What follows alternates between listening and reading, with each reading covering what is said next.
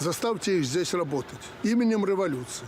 Делайте что угодно, но приводите все в порядок. Акрамя таго, Лукашенко зноў вярнуўся да сваёй даўняй ідэі – прымусіць буйныя гандлёвыя сеткі працаваць у малых вёсках. Паводле яго, калі рэтэйл зарабляе ў Менску і абласных цэнтрах, то павінен узяць на сябе і сацыяльную адказнасць за глыбінку. Гаворачы пра якасць абслугоўвання ў гандлёвых аб'ектах на вёсцы, Лукашенко ацаніў яе як нездавальняльную. Цытата: «Пратэрміноўка, тухляціна і іншае. Гэта проста абуральна і недапушчальна. Падставою для новай хвалі крытыкі паслужылі вынікі правярання ў дзяржкантролю. Парушэнні выявілі ў 9 з 10 сельскіх крамаў. Лукашенко паабяцаў асабіста кантраляваць, як буйныя сеткі будуць выконваць ягоныя патрабаванні, а таксама абавязаў максімальна сцерці адрозненні паміж горадам і вёскаю. За гады кіравання Лукашенкам з мапы Беларусі знікла прыкладна 1700-1800 вёсак. Это фактычна по кожнай вёсцы кожны тыдзень знікала з тэрыторыі Беларусі. Удумайцеся толькі, кожны тыдзень мінус одна вёска. І Лукашенко кажа, што трэба сцерці гэтую грань. То пра якую задачу ён кажа у дадзеным выпадку? Нібыта ён дэкларуе сапраўды патрэбныя, высакародныя, зразумелыя мэты, каб сялянам было лепей, каб там тухляціна, як ён кажа, іх не кармілі. Але адзіны інструмент, галоўны інструмент для яго – гэта пуга. Я б сказаў, што у сённяшніх гэтых ягоных тырадах выявілася не толькі савецкае мышленне, але і такое яшчэ салдафонскае мышленне. Ён, як вядома, ганарыцца тым перыядам свайго жыцця, калі ён служыў у войску, і яму здаецца, што гэта вайсковая дысцыпліна – гэта нейкі універсальны сродак. Пры тым, што сучасная эканоміка, яна ж значна болей складаная, чым проста там вымыць падлогу ў казарме, напрыклад.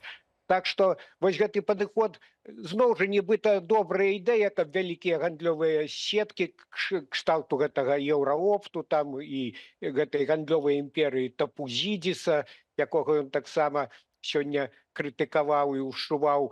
Нібыта гэта і задача такая канструктыўная, але зноў жа пугай прымушае Лукашенка гэта рабіць, і ў яго цвіком сядзіць гэта уражанне, што бізнесоўцы гэта нейкія тлустыя каты. Вось дзяліцеся, у вас вялікія прыбыткі, там 30-40% рэнтабельнасці, дык вось бярыце на буксір гэтыя адстаючыя рэгіёны, адстаючыя галіны. 32 гады ён ужо так узнімае сяло, так бы мовіць, а сапраўды статыстыка, як вы падкрэслілі, на жаль, адмоўная. І гэтую савецкую сістэму кіравання вёскай ён хоча вярнуць, толькі не ведае як, але што вяртаць? Харчы развёрстку, калектывізацыю, што з гэтага лепшым варыянтам будзе?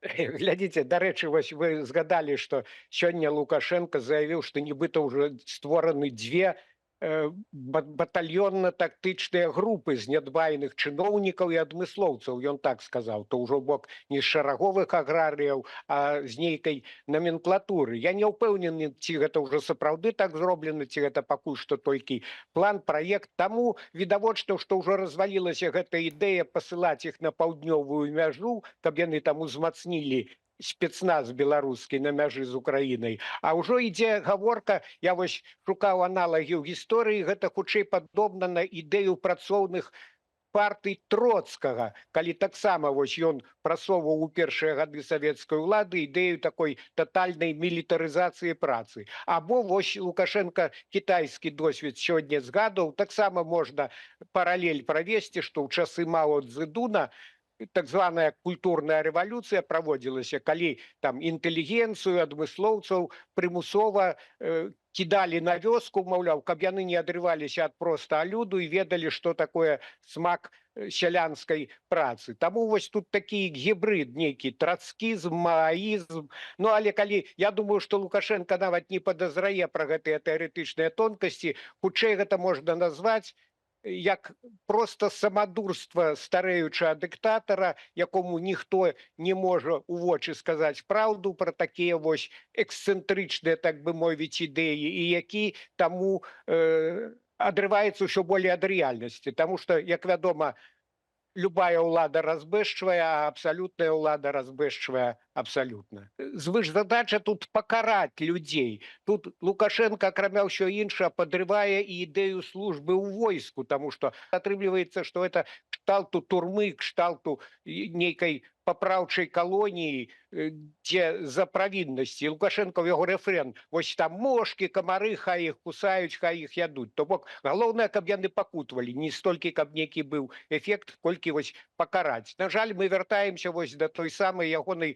псіхалогіі бізуна ці ідэалогіі бізуна. Гэта тое, што ўсе 32 гады ягонага кіравання у яго на першым плане і здаецца такім універсальным інструментам. І таму раз за разам, куды ён не едзе, ўсё адно ён натыкаецца на адны і тыя ж праблемы. Бо, яшчэ раз падкрэслю, сучасная эканоміка патрабуе зусім іншага менеджменту, зусім іншых рашэнняў. І нават калі браць кітайскі досвед, на які спасылаўся сёння Лукашенко, то там, так, там улада кампартыі застаецца, яна кіроўная сіла па-ранейшаму, але што да эканомікі, то там даволі вялікі прастор для рынкавых адносін, для канкурэнцыі, там развіты прыватныя сектары, і яго так не бяруць за гарляк, не душаць, як гэта ў Беларусі.